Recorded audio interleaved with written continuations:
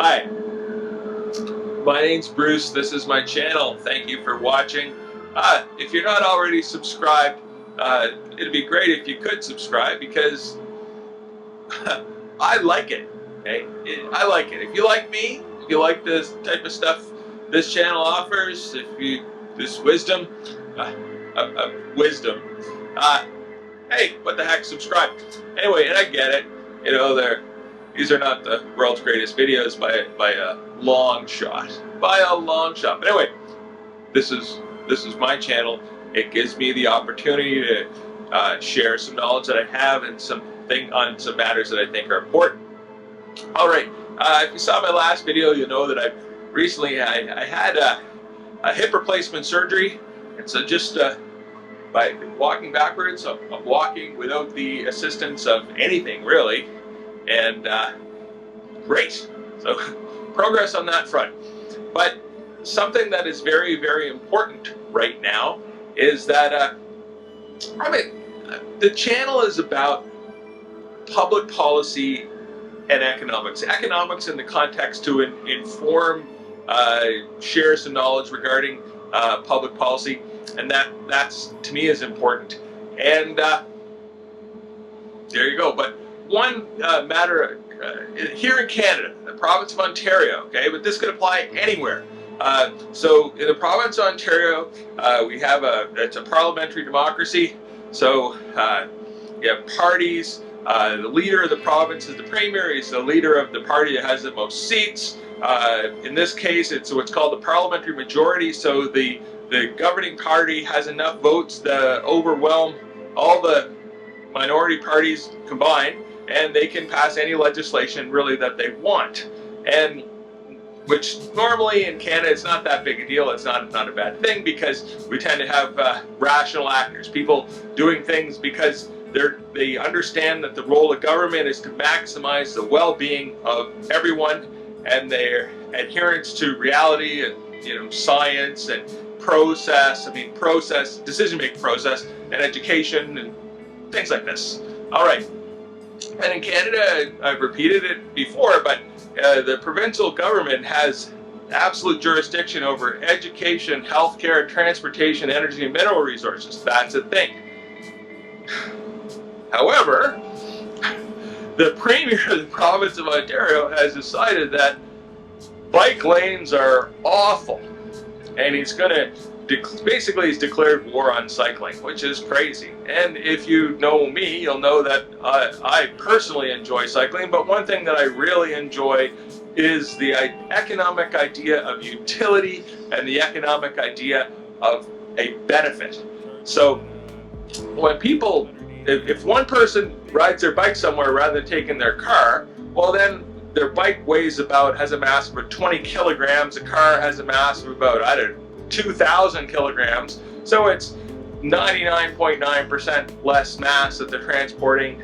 It's better for your health, it's better for all sorts of reasons, and it doesn't take up very much space on the road or anywhere. So that's if one person does it. But if thousands of people do it, then that's a massive benefit. Okay. Now, there's a negative to cycling infrastructure and bike share and all this stuff. And the negative is I hate to use this phrase, but it's kind of like virtue signaling. So if you have a whole bunch of cycling infrastructure, well, that's great for all the people that bike, but it's not so great for the people that don't bike, or the people that can't bike for whatever. One establishment that it is great for are people that choose to get their transportation by driving their car. Because if you have, say, by where my house is here, there's a counter and there's a bike lane, and so that bike lane counts the number of bicycles that pass this point in a given day. Typically that counter gets to about 4,000. So there are 4,000 bikes that pass this point in a given day, and it didn't used to be 4,000. It used to be like 50. Okay, but the infrastructure was improved. It made it much safer for people and families to bike. It just worked. So what's happened is that's 4,000 cars, 4,000 single passenger automobiles that are not traveling. And then all kinds of studies and, you know, objective measures and all this stuff have pointed that bike lanes really benefit everyone. They benefit local businesses, they benefit the community, they benefit all kinds of people.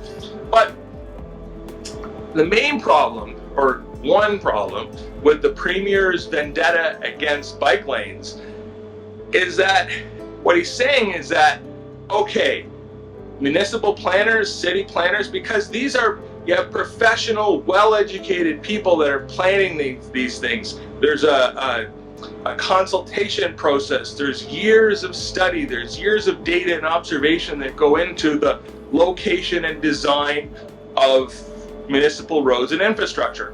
I work for a company, and a branch of my firm, we built the airport, and a branch of my firm designed all the roadways that go into that. And this was done not in a willy-nilly way at all. This was done by very, very serious people that took years of study and assessment and analysis and design and construction, and really almost decades. It's a big deal. And this is what happens in the major urban centers. There's a planning department, and there's effort, and there's time spent. There's resources spent in the planning. There's resources spent in balancing out and modeling and all kinds of stuff to make it good. And now we have the Premier of the province has decided that none of that matters. Nothing matters because because my brother didn't like bikes, I don't like bikes, and so all you people that are riding bikes, you're all foolish, and you're in my way while I'm driving around in my SUV, and we're just going to end it. And that, wow, that's heartbreaking. And that is one heartbreaking data point. And if you've been following this channel a couple of videos ago, because I like, okay, I say I like, but what it really means is that an important consideration is utility. So a couple of videos ago, I have a video discussing another one of the Premier of Ontario's plans, and that the largest, her superlatives, I don't know. It's apparently or reportedly this is the biggest, busiest road in North America. The Highway 401 sort of, and there's a couple other highways crossing Toronto to the north, and there's a lot of traffic there, and that's okay, because if you want to be in traffic, you're fine. I think there's like 50 lanes, something like that. I mean, you can count them, but the guys decided that building a tunnel underneath this thing is going to be a good idea. For who, for what, I don't know. Well, one thing it's going to be a good idea for the people that are in the tunnel building business. If you're, and construction, road construction especially in Canada is one of the long-held pathways by which political parties do finance. So what you do is you build a road and you award the contract, and then the firm that you award the contract to becomes actually the largest donor to your party, and actually they just donate to every party because it's in their interest. This is a kind of a traditionally the way things have gone, and that's it. But this idea of building a tunnel is nuts. Absolute insanity. I mean, no one benefits from this. It does not fulfill the objective of moving people and moving goods and fostering commerce and expanding the production possibility and curve of the economy and growing things. It's just a really, really bad idea. And this idea of war, the war on bike lanes, like the saying that cycling is impeding this guy's driving around his SUV, that's bad too. Anyway, this one, I'm kind of coming off the bench here because due to my surgery situation, but I'm all good. Or not all. I'm still me. That's good. Hopefully it's good. There. So if you watch this, if you've paid attention to this point, thank you very much.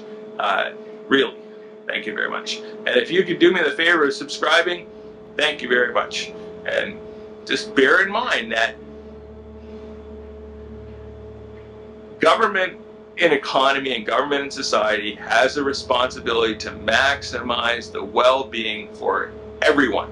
Maximize the well-being for people with children, for people without children, for businesses, for people that bike, for people that don't bike, for people that want to get from here to there, for people that don't want to get from here to there, for here to there. Maximize the well-being of everyone in the economy. And your job in your economy is to maximize your utility, maximize your happiness. The business's job is to maximize profit, full stop. That's it. All right? My name's Bruce. This is my channel. I hope you can subscribe. That'd be great. I'm having a subscription drive. I want to get to 610 subscribers. Woohoo! That's my new goal. Anyway, thank you. And if you could leave a comment, explain to me how I'm wrong, how I'm correct, how some other ideas that are worth pursuing, or some aspects of this idea that are worth considering. I'm very, very interested in hearing about it. Thank you very much. Bye now.